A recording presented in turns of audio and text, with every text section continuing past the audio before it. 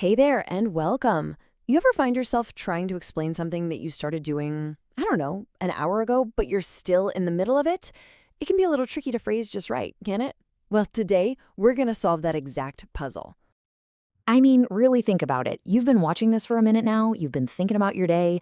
How do you perfectly capture that feeling of something that's still going on? Well, turns out there's a specific tool in English designed for exactly this. Okay, let's get into it. And that tool, that secret weapon, is a grammatical tense with a pretty descriptive name. It does exactly what it sounds like. It connects what was happening with what is happening.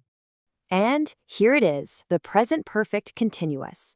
Its entire job is to build a bridge between the past and the present. It's how you tell your listener, hey, this thing I started, well, it's not over yet. It's still happening. It's all about that duration, that ongoing action. So how do we actually build one of these sentences? Like any great tool, it has a simple, repeatable structure. Once you see the pieces, you can put it together yourself every single time. It's kind of like a four-part recipe for getting your point across perfectly. So let's break it down. Step one, you need your subject. Who or what is doing the action. Then you pick either has or have, depending on that subject. Next up, you always add the word been.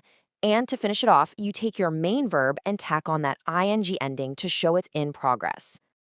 And there it is, the complete formula all laid out. Subject plus has or have plus been plus the verb without ing at the end. Pretty simple, right? Honestly, just getting this pattern down is the key to mastering this tense. All right, so theory is one thing, but seeing it out in the wild, in actual sentences, that's where it really starts to click. Let's look at a couple of examples and see how this formula creates that perfect ongoing feeling. Check this out. He is our subject. We use has because he's just one person. Then comes our trusty been. And finally, studying. And that little phrase at the end, for 2 hours, that really emphasizes the duration. He started 2 hours ago, and right now, he is still studying. The action is not finished. Okay, here's another one. They is the subject, so this time we use have. Then we get been working.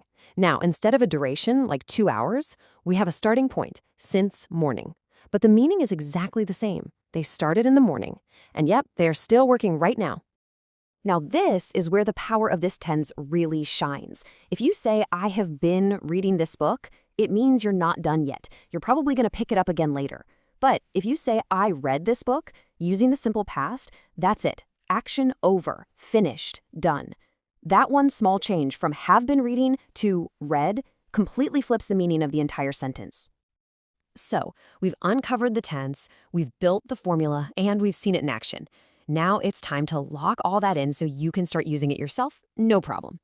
Let's just do a super quick recap of the main points. Just remember these 4 things. First, you use this for unfinished business, for actions that started back then but are still happening. Second, its main job is to build that bridge between the past and now. Third, lock in that formula, subject plus has or have plus been plus the verb with ing. And last, remember you're using it to really shine a spotlight on how long the action has been going on. So to put this into practice right now, ask yourself this question. What's a skill you've been working on? What's something new you've been discovering?